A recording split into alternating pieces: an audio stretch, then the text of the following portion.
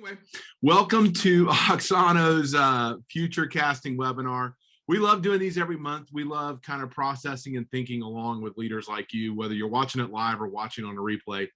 We're thankful you're taking a few minutes out of your day, wherever this finds you, to lean in a little bit on some of the things that really kind of help us lead better, help us shepherd, help us be more like Christ and in all that. So just again, thanks for taking some time out to be. Don't ever want to take for granted that time is probably the most valuable resource we have right now.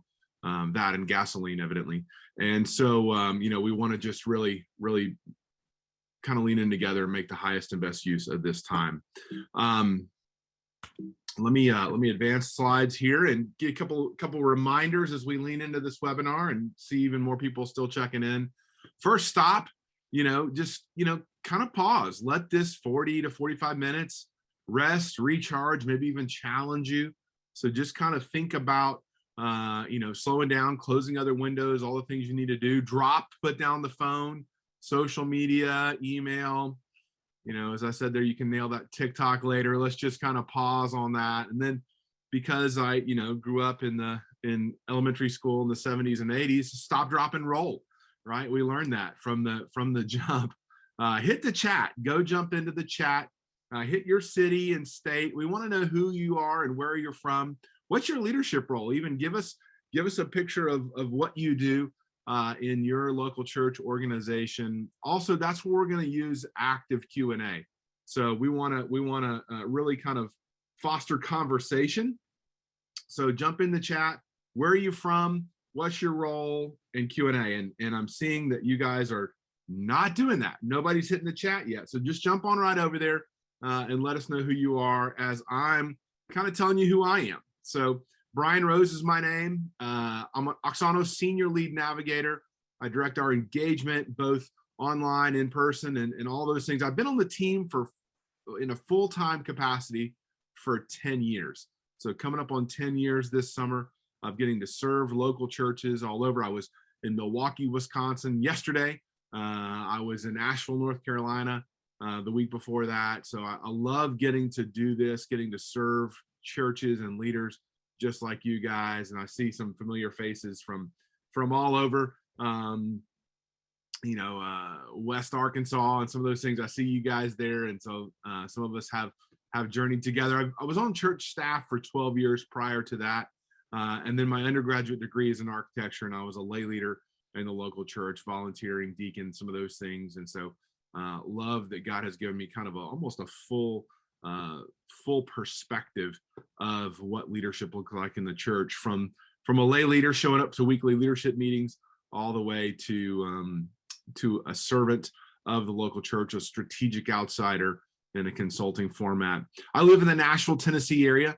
My wife and two kids live just outside Nashville in a little town called Murfreesboro. We love. And also one other kind of quick fact, Duke is losing in the first round today. Don't at me about this in the thing. I just think they're losing in the first round. And so, that's just kind of my prediction there. We're here to talk about this kind of topic today. Done with making do. 5 questions to move beyond week-to-week leadership. And then here's what I'm hearing, leaders, and some of you may be feeling it. Maybe that's why you jumped on today. Maybe that's not why you jumped on or you're watching this, but there is kind of a curiosity. I'm hearing on a weekly basis. I heard it yesterday. I heard it Monday. I heard it in North Carolina. I hear it all the time. Pastors and church leaders saying, after we've kind of walked through some process, done some planning, some of these things, thank you for helping us kind of take the focus off of just surviving through next Sunday. Thank you for helping us elevate, look beyond kind of this moment we're in and look beyond that. And that's really kind of the inspiration of this. And I was processing some of the reasons that happen sometimes. And so the question is this you, right? And some of you may have seen this in our communication. This list may have been one of the reasons you like, hey, maybe this webinar is for me. But I want to kind of walk through some thoughts that may be clues you're in that cycle of week-to-week leadership. You're stuck in that just grind of the ongoing. And if it's you, you could hit the raise hand button too. if you feel so inclined. If you're willing, it's a safe space. We're all leaders, no judgment zone. So if it's you and you want to hit the raise hand button, we'll be there with you, right? You're with like-minded brothers and sisters. But here's the one thing: leaders around me seem to be asking for more than I have to give. You ever thought that? You ever felt that? Hit that button like, man, they just want so much of me, and I don't have anything left. Decisions are getting harder to make with any consistency. Like we feel like we're going from one decision to the next, but maybe not a lot of consistency in that. Maybe people even appear skeptical or detached when anything new is announced. I had this exact conversation with the church about a month ago, a couple of leaders in a local church, and they were like, man, we know we have to cast some new vision, but our people they don't care. They're just skeptical. They just know that if they wait long enough, whatever we're announcing now will be gone, and we'll announce something new. And so there's this skeptical detachment of that. And it forces a week-to-week cycle. Maybe even for you personally, unreturned emails, text messages, voicemails are piling up. I know when I look down at my phone and I see the number of unread emails is in 4 digits, that's usually a sign that there's something off balance in my life, because I haven't gone through and cultivated out the emails that I still want to get from companies, but don't want to unsubscribe, but still need to swipe. There's those moments where we can look down and say, man, yeah, there's something off. I'm in that week-to-week cycle. Maybe even when you're doing some planning, long-term thinking feels awkward and uninspiring, and so you just don't do it. You just don't have hope. You just think, well, why plan long? That was a conversation I had yesterday with some leaders. They're like, man, why do we need to look beyond 3 to 5 years? Does this even matter? Does God even want us to? Is that even obedience to that? Or maybe short-term thinking, doing some planning for this summer or even next fall, and some of those things feels rushed and disconnected to any kind of bigger picture. And again, it's easier to kind of just detach and go, well, maybe I don't need to do that. Maybe we just need to kind of go with the flow, or live in the moment, or follow the Holy Spirit's leadership in the moment, not try to make any plans. And in those moments, I always go back to Proverbs 16:9. It says, better are the plans of them. It is hard a man plans his way, but the Lord determines his steps. That's it. Proverbs 16:9. It's hard a man plans his way, but the Lord determines his steps. So there is this kind of both and on there. Maybe this is it. Maybe your mood is rising and falling with the numbers. Attendance, giving. Maybe you're just kind of getting excited, or you find yourself overly excited or overly unexcited, just depending on where those things are. I know last Sunday I looked around church and I was like, man, a lot of people forgot to set their clocks on those automatic smartphones that do it for us. Everybody's evidently just looking at their stoves to know what time it is anymore. But it's kind of like, man, last week felt like a little bit of a down week and could be discouraging. Maybe it's easy for you to procrastinate preparing for the next season of ministry. Maybe you're just kind of putting it off. Maybe you're just kind of worried that, man, what if, and all these things. And we're going through some leadership things and going through these governmental things, and man, do we need to do this, and how do we do this with what's happening in Ukraine and what's happening here with some issues in culture, and man, do we even need to do this? Let's just procrastinate, put it off. Maybe you're realizing that your people are attributing showing up for worship or groups as accomplishing the church's mission. Maybe you're realizing that, man, people think just showing up here is missional, and that's got you stuck in that. Let's just focus on next Sunday. Let's just kind of perpetuate that idea. This is probably the worst one, and I hope this is not many of us, but maybe you've actually said these words: I would love ministry if it were not for the people. And I think that's one of those moments where I've heard a pastor, one of my pastors that I worked for when I was on staff, said it, and I knew he was being tongue in cheek, but I was also kind of like, man, this is why we're here. Ministry is people, right? And so you can't kind of separate the work from the people, because the people are this calling God has given us. But there's that very real feeling of, man, what is this? Do that. And really what that does in all of it is it catches us. We get stuck. We get caught in that week-to-week trap, leading from week to week. We're just in this cycle. We just can't seem to focus beyond that. And listen, we get that way sometimes in our parenting. We get that way in our finances. We get that way. I was just, getting a little bit of vitamin D right before the webinar started and looked at my yard and thought, it's time for the week-to-week trap of yard work, right? Just kind of that grind of you got to do it every week without kind of that bigger picture. So maybe that's you. And I think there's some reasons why this is happening. If any of those statements were resonant at all in any form, this is why. This may be, not might be, but maybe the toughest season of ministry in modern church history. I think we can acknowledge that. Barna's study, if you saw that in the last few months, 38% of pastors considered quitting in the last year. That number went to 51% with mainline denominational leaders. And so this has been a tough season. This has been a challenging couple of years. And just 3 days ago now was the anniversary of the Sunday shutdown. Remember, we were flattening the curve for just a couple of weeks. So we're going to be 2 weeks down. We're not going to meet for 2 weeks. And then for some of us, that turned into 2 months. And for some, that turned into almost 2 years, depending on where you live. And so this has been a tough season, and it's been tempting to tap out. I think COVID, we can see now that it accelerated what was already happening, the trends of disengagement. I would say also trends of disenchantment were amplified in this season. And that's why we get stuck in this week to week. Another reason why is there have been some unaddressed mental health struggles. I look at our generation of kids. I've got a high schooler and a middle schooler right now, and there's already social pressures that existed when we were kids. For many of us, I didn't have social media. I didn't have these other things to compare that was constantly keeping me in a state of comparison.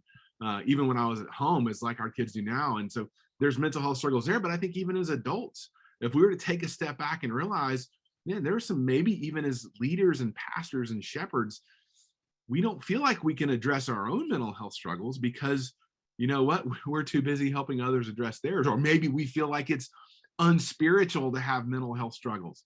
I don't necessarily find that to be in the Bible, but I do see that, man, listen, there is this season of life we're in right now with pressures of, Ukraine and wars and all these things are going on.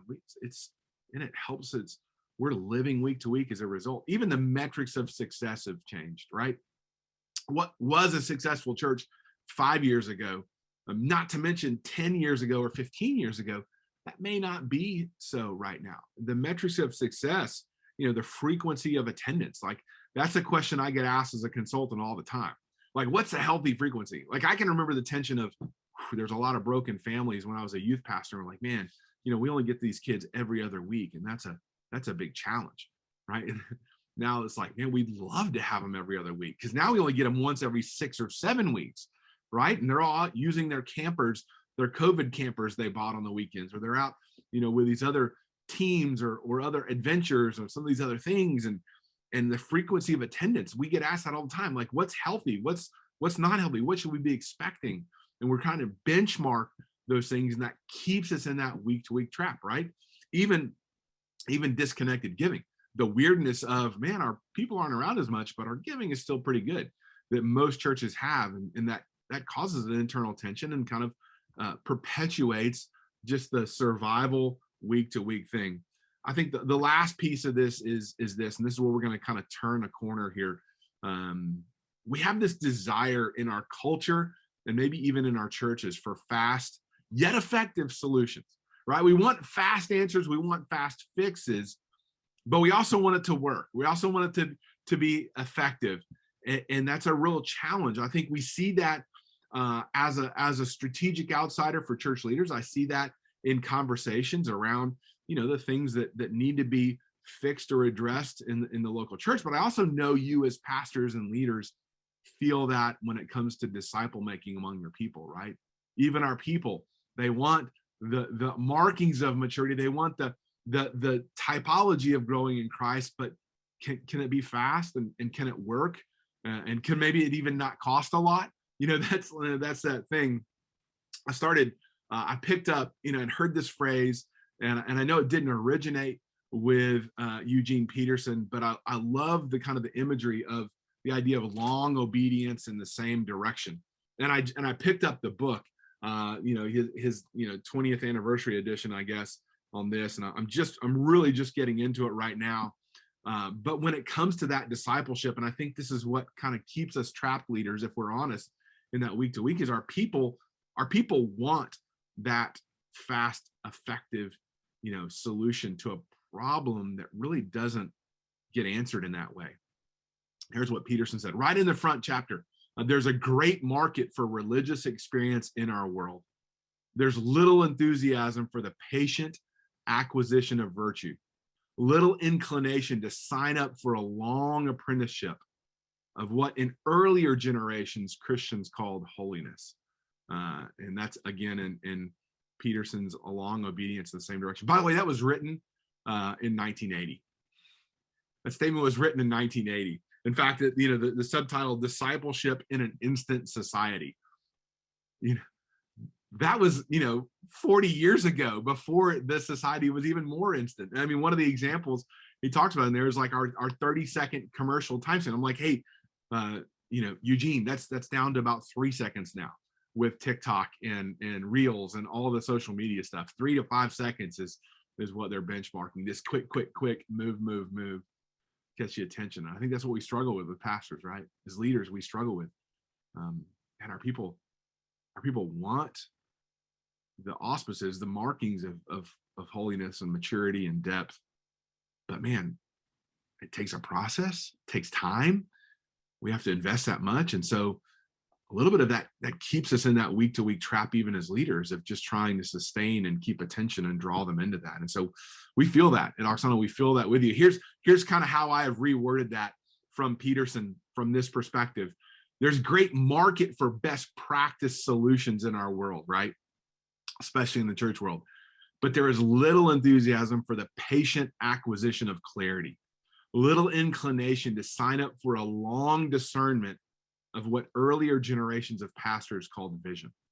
As a strategic outsider, a clarity navigator for the local church through Auxano, this is kind of how I would diagnose in the same way what we feel with our parishioners, our church members, and not really wanting the long, obedient process of maturity and development. Sometimes what's keeping us trapped in the week-to-week living is an unwillingness as leaders to sign up for a long, maybe extended, maybe thoughtful process of, what is God really calling our church to? How do we really get that clarity? How do we really lean in here? And so I just, kind of, probably it's called plagiarism, but I call it borrowing, Peterson's words, like, hey, there's a patient acquisition of clarity, a long discernment of vision, and not just trying to kind of have a solution and an answer. I think moving beyond the best practice blogs and fast answer solutions, I think those are great, but really is really moving from short-term subsistence, right? So short-term subsistence, which is that maintaining support at kind of a minimum level, that week-to-week tension, to really what does it look like to have long-term sustenance, that system that's nourishing and bringing forward. And so that getting beyond best practice, and listen, there's some great leaders out there. We all know their names. They write little bitty books that you can buy mass market, hundreds of at a time, or they write big books, but they have podcasts and all those other things, and those are great, but sometimes those are short-term subsistence, like quick answers, versus long-term sustenance. How do we break the week-to-week cycle? We have to lean into that long-term sustenance. Before I get into kind of those 5 questions I think will help you do that, let me just put this in front of you right now. We see these questions in process for us at Auxano, segments of our process: vision framing, vision planning, vision leading. So these 5 questions, just moving out of that week-to-week trap, that week-to-week cycle, that long discernment for vision, we always think through the lens of process at Auxano.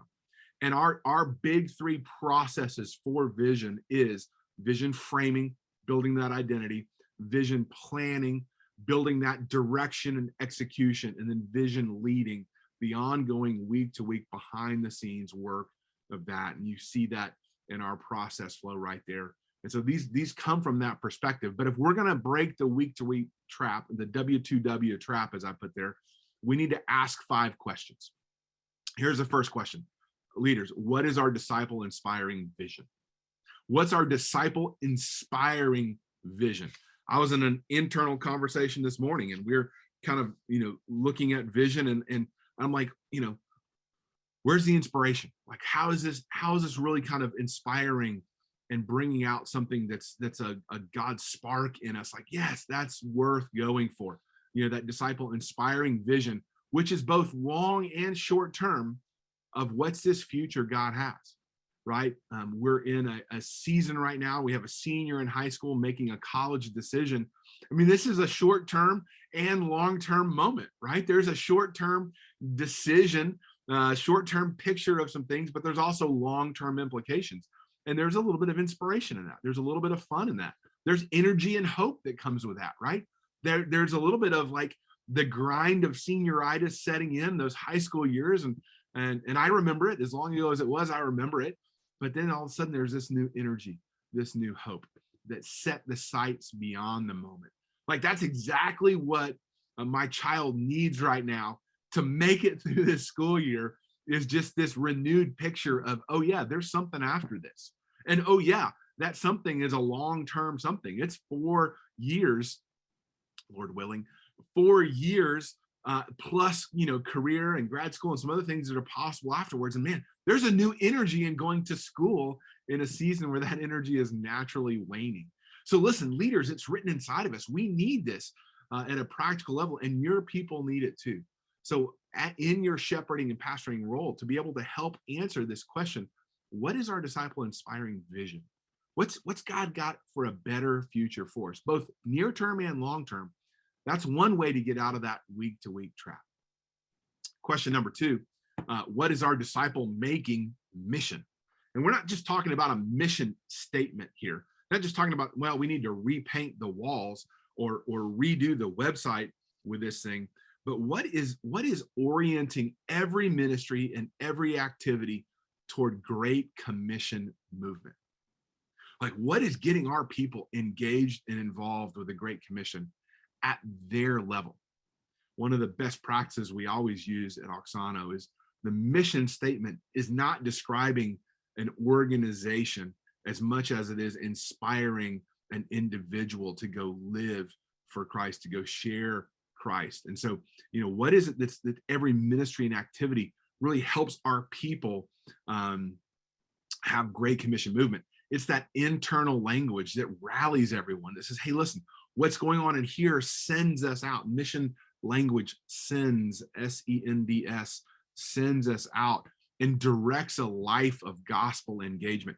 In this ever-changing world, this kind of post-COVID reality we have, if our people's lives, whole lives, aren't directed by gospel engagement, we've learned now it's not enough for just their Sunday lives, their Sunday morning or Saturday night, depending on when your services are, their weekend lives to be gospel engaged. Man, the Lord is calling us out to be engaged and for our people to be engaged right where they live, work, and play. And that disciple-making mission orients us to that. So if we're going to get out of the week-to-week trap, if we're going to help our people escape that week-to-week trap, we need to point them and focus them together, concerted effort on a disciple-making mission. That's question number 2. By the way, yes, we are sending these in replay. I don't know if it's come through the chat yet, but it usually does. Hey, can we have these, kind of things? Yes, we'll send you these. And so you have those to ponder with your leadership teams. And that, in fact, that's what I hope you do. I hope you replay this with your leadership teams. I hope you replay this with your staff or maybe a lay leadership team, maybe elders or deacons, and kind of wrestle with some of these questions. Question number 3, what are our, I love that, what are our disciple defining outcomes? What are the outcomes of discipleship? What defines disciples as outcomes? This is very important because, we have kind of treaded water in some ways in our churches and in a season of saying, well, you're a disciple because you attend something. You're a disciple because you give something. You're a disciple because you you do something. And I think that's all pretty accurate. But at the end of the day, there's got to be more depth than just that. Like, what defines maturity and growth in someone's life? And so here it is. It's really celebrating organizational success. We get out of the week to week when we know what to celebrate well in terms of maturity and multiplication, right? Maturity and multiplication, defining a disciple.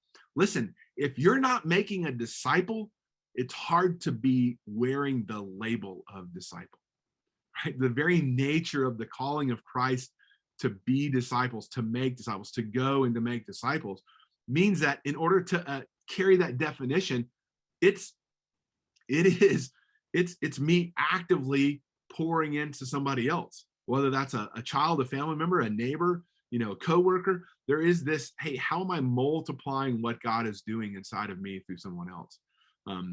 I like to say, sometimes our definition of discipleship looks more like a cul-de-sac than an on-ramp, right? That we're not inviting more people onto it. We're just kind of trapping people down in the bottom in a classroom or someplace like that. And I think what happens here is when we can answer this question, it helps us move beyond the week to week, because we move growth and we position growth beyond just things we do as church members to who we are in our being as Jesus followers.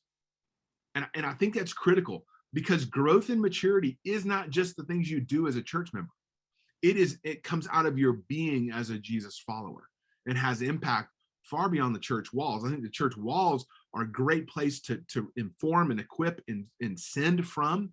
But man, where's the impact in a world that, right now needs it? And that helps us think beyond week to week. And we solve this more knowledge problem. The more knowledge problem is like, the more knowledge you get doesn't necessarily mean the more mature you are, right? I opened up Twitter this morning, maybe a little bit accidentally. I just get so disappointed at the quote unquote mature, educated Jesus followers on Twitter who really don't example and exhibit the spirit and the heart of Jesus, right?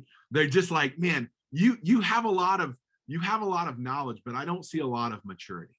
I don't see a lot of the characteristics and qualities, the fruit of the spirit, if we will, there. And so I think what we see in our churches right now too, I mean, look, if you haven't made a decision that's made half of your congregation mad in the last 2 years, I don't know what you've been doing, because that's every pastor I talk to, every leader I talk to is like, man, yeah, decisions are harder and harder to make. And what I think is that's the fruit of just mistaking more knowledge as equated to maturity.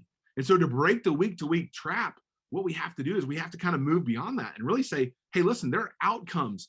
We talk about success differently when in terms of discipleship and maturity. And we need to define those outcomes in a new way, more than just, attending something and doing those things. And so that's helps us break out of that week to week trap, because listen, we paint a picture in someone's mind of there is life beyond this. There is a formation role that takes me beyond this moment of just showing up and hoping that I like the worship and my seats, still in the same place it was, and they're not using too much fog, or they're not using too much, piano and organ, or, whatever our preferences are, we can start to break free of that with outcomes. And so that's that question number 3. I think this is a little bit harder for a lot of us there. And we spend a lot of time on the ground with churches at Auxano, really leaning into this, really saying, hey, let's spend a concerted effort. In fact, those processes I showed you earlier, are really anchored in this. Man, if we don't get the outcomes right, if we don't understand the definition of a disciple, and that's shared, not just something you, pastor, can go off and get in your study or go to a cabin, or you go to a coffee shop, wherever your writing place is, and man, you can get that list, right? The list is actually already out there, called the fruit of the spirit. It's not that as much as it is collaboration and articulation of that in such a way that it brings our people in. And what that does, again, is it moves us from this week to week, just show up for a classroom, therefore I'm a mature believer kind of trap we're in. Here's number 4. What is our disciple moving pathway? What is the pathway we're moving people along? We get this. This is natural, and most of you have those systems and processes in there. But if you define outcomes, then it's critically important to kind of say, okay, what's the path toward that growth? How do we as a church steward what we can in the time we have by defining and aligning our church activity in terms of next steps toward that growth?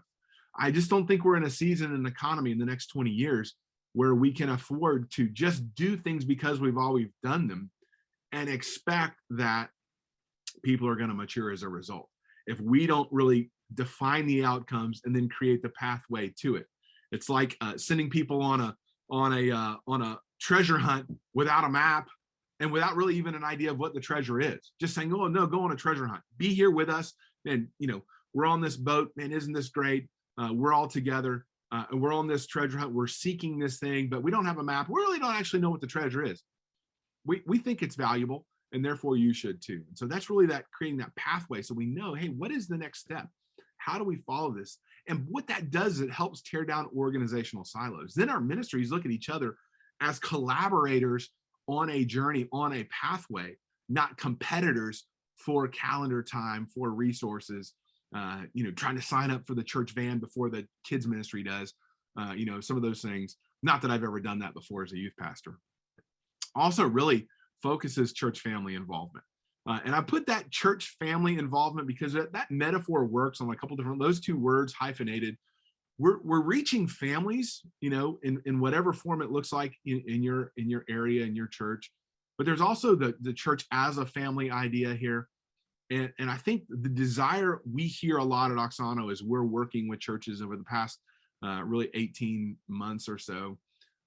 We want our people to be more involved, more engaged. But we have to really rethink that. Where are our families and what does that look like? And if we don't have a pathway, if we don't move them towards something and really have that aligned, then it's not focused, right? We're just still throwing a bunch of things on a calendar and hoping that people show up to them. So that number 4 question really goes in with the number 3. I think of those two as developing. I think of those two as developing the questions. And here's the last one. What are our disciple shaping values? At the end of the day, values in an organization bring consistency, decentralization, and decision making. And so that's why sometimes the church is like, hey, listen, we have values, in Bible and connection and, love and some of those things. I'm like, man, that's great. But doesn't have a lot of specificity to it that can really decentralize decision making. Like, how do you equip the person who's in the parking lot has to decide, do I help this new person? Do I leave my post wearing my vest, waving and smiling to help this new person walk them to the front door? Or do I stay at this post and just kind of point the way and hope they find it? That's real time Sunday morning decision making on your guest experience team that a value embedded of people matter, or people are the mission, or something like that that's articulated beyond just we love people. That helps that leader go, yeah, you know what? Here's what I'm going to do, in that way. And so that consistency, decentralization builds values, build culture through that shared conviction. We make decisions over and over again using the same set of constraints and convictions. Guess what that does? That builds culture, right? We see that. So if there's something in our culture we don't like, or something in our culture that's missing, a value directed toward that allows us to make decisions. So a lot of churches today, and as we're looking to the church of 2040, 2050, and the diversity really is a challenge for a lot of churches. Like, hey, we're not really reflective of our community. We don't really reflect the body of Christ around us, not to mention the body of Christ one day in eternity. And a lot of churches are like, well, what do we do about that? And I said, well, if you don't have a value that causes you to make decisions with that diversity in mind, then you're not going to get there, right? You're not going to build that culture. And so values help us do that through shared conviction. And values articulate what moves us as leaders. Values articulate, hey, what is it that's inside of us? By the way, I love that I'm seeing questions come up in the chat. We're going to get to Q&A. I'm gonna scroll back through and get to these questions here. And so, man, I love that. I love some discussion I'm seeing. And so we'll come back around to those things. But that 5th question is, what are our disciple shaping values? Here they are all together. here are all those together. If you want to screenshot, you want to take a picture of that. Disciple inspiring vision, right? At Auxano, we would say the vision is the travel brochure. Mission, disciple making mission is our compass heading, right? Disciple making mission is that sending that movement out. The vision, that disciple inspiring vision, is kind of that picture of why would we want to be there in the first place? I think of the children of Israel on the edge of the Jordan River, carrying that vision of deep waters and wells and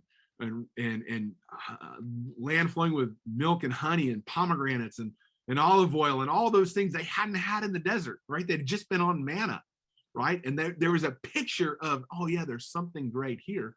But God is saying there's a mission then of going and taking the land, right? But that vision, that picture of what this land was looking like, that's the difference in those first two pieces. Then you have the outcomes and pathway. It's not enough to say, hey, we want you to be a disciple. We want you to love God and love people. What does it actually look like? I'm going to tell you this. Loving people has to look different today than it did 30 years ago. And it doesn't, the change, loving people hasn't changed in loving people as Christ has. But man, people are maybe feeling a little bit harder to love, right? And so, how does that really look in your context? What does it look like if you're in an urban downtown population? What does it look like when you're in a suburban population? What does it look like in a rural? I mean, there's all different ways of really understanding those outcomes and pathways. That question 3, question 4, that's local to where you are. And that question 5 then, and how do we stay consistent through those values? Leaders, I'm camping out here for just a second, because this is really at the core how we escape the week-to-week trap. This isn't all the answers. Listen, I'm not going to be bold enough to say, well, if you just answer all these questions, your world's going to be fine. It's about as false as saying, well, just make a decision for Christ and then all your problems are going to go away. No, all your problems don't go away, but you start to see them in a new light, right? We start to see them when we come to Christ through the grace and through the Holy Spirit inside of us, leading us through that. And so this is the same way with these 5 questions, not to the same degree, obviously. I'm not trying to correlate those one to one, but I do think when you have these core questions answered, I've seen this. I've spent the last 10 years of my professional career helping churches wrestle through these and seeing what that looks like. In fact, one of the brothers on here is at a church, and we were just in the last few months, that question number 3, what are our disciple defining outcomes? We've been wrestling around with, man, how do we even survey our people with that? How do we even create questions for that and do those? And so you listen, these help you see things in a different light. They don't necessarily solve all the problems. And here's what happens in those questions we started with. Leaders around me seem to be asking for more than I have to give. Guess what? Values and vision help focus and empower your leadership, right? You get that question, hey, decisions are getting harder and harder to make with any consistency. If you raised your hand or thought about raising your hand for that, values form shared convictions that help shape consistent decisions over time. Maybe you raise your hand, people appear skeptical or detached when anything new is announced. You really resonated with the story I was telling of that church. Great news. Outcomes and pathway bring confidence that new has purpose and a place in their growth, right? When you have those outcomes and pathway established, then when you roll something out new, they're not like, oh yeah, great. You can anchor it in, hey, this is what we want for you, not just what we want from you. Even if that was that unreturned emails, text messages, voicemails piling up, vision, man, allows us to break free from the moment, not avoid it. Right? Vision allows us to go, you know what? I'm going to grind some things out right now, but there is a bigger picture on the horizon that I'm working for. Long-term thinking feels awkward and uninspiring, so just don't do it. Man, if you had that vision, those outcomes, bringing leaders together to dream of God's disciple-making call, man, there is energy in that, and it brings inspiration. Maybe short-term thinking feels rushed and disconnected to any kind of bigger picture. Again, you come back with that vision, mission question, bringing leaders together to create energy and church-wide focus. There's some real power in that, team. And so, my mood rises and falls with weekly attendance and giving numbers. If that was you and that's what's got you trapped in that week to week, think about this: outcomes and pathway, knowing what a disciple looks like and how we are step by step helping build those, man, serve to reset church expectations, right? And serve to reset maybe even the metrics of success for every believer. What if our leaders did have that reset of like, oh, okay, this is something about something bigger. And oh yeah, we're going to do this thing over here, not just because we're trying to fill a place on the calendar, because this is helping our people take a next step. It's easy to procrastinate preparing for the next season of ministry. Maybe you're kind of sheepishly raising your hand on that. As a creative, it's easy for me to procrastinate, but having that vision and outcomes in place and defined create movement toward calling and keep leaders from grasping at straws, right? That's the what if we did this, and what if we did this, and what if we did this? When we have that bigger picture defined and we know what we're trying to build in the lives of our people, that creates movement toward a calling, not just kind of, well, what's new, what's next, what did this blogger say, what's on this website over here, what's this last podcast saying we should do.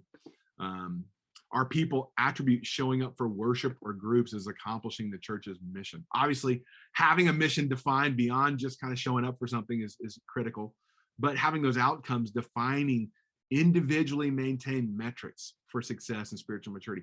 Hey, I'm responsible for my disciple making maturity, right? It's up to me to open my Bible every day, to study God's word, to pray, to even be enriched by, other thoughtful Jesus followers in my leadership. Like that's not something my pastor can do for me. I have to make that decision myself. But when we align mission and outcomes in our organization, and everybody sees and feels that.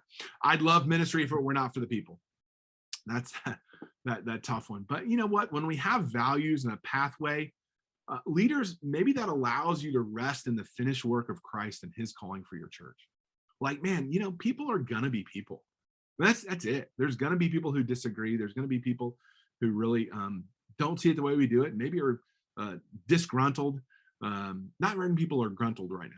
But maybe that is, knowing that there's a bigger picture and knowing that you are doing everything you can to create the process and pathway to help people mature allows you to rest in that finished work of Christ and allows you to just kind of see, hey, listen, Christ has done something here for us. So those 5 questions again, come back up here. Next steps, pray. Ask the Lord, hey, what is it? What question are we missing? What question are we not answering? How does that help me break free from this? Connect with others, connect with leaders, connect with strategic outsiders like Auxano. Hey, listen, there's a lot of great help out there for leaders. Not everybody does it the way we do it. Not everybody thinks in terms of process and path and some of those things, but connect with people. You're not alone. The pastors I sat with yesterday were connected to each other, and I love that. There's some value there. There's a beauty to that. And maybe even listen. What's the Lord telling you? What are our people telling you? What's going on there? We anchor those again processes in vision planning, 2-day vision planning retreats. You're going to get an email that'll allow you to kind of learn more about what that looks like. If that vision planning piece of it, man, we need some direction. We need that long and short-term thinking in place there. We also do the vision framing at Auxano. We also help. It's a longer process, but help you think deeply about 4 of those questions, those outcomes, that pathway, that mission, those values. They're built in the vision framing process. And again, you'll see a link to learn more about that in an email. But that's how we lean in and help. And beyond the biggest picture is I just hope that you get challenged by those questions and do that. I'm looking in here to look at some questions that have come up. The simplest definition between vision and mission, Mike and Roy did a great result there to kind of one perspective of it. We would kind of flip it. We would say vision is the picture, vision is the travel brochure, and mission is what calls. So if you look at the Great Commission was pretty directive, right? Go and make disciples, baptize them, teaching them to obey all things. And there's kind of this directive piece of that, that is that compass heading, as opposed to the vision of a travel brochure. What does it look like? And so there's a lot of variants and definitions. That's how Auxano defines it in that way.